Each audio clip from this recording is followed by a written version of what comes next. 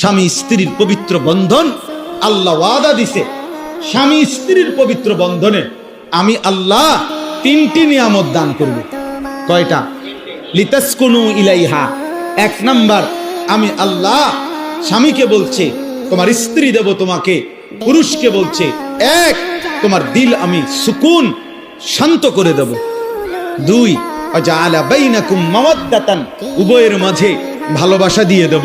3 রাহমাতান, একে অপরের প্রতি দয়া মায়াও দিয়ে দেব। দিল শান্ত করে দেব, দয়া মায়াও দিয়ে দেব।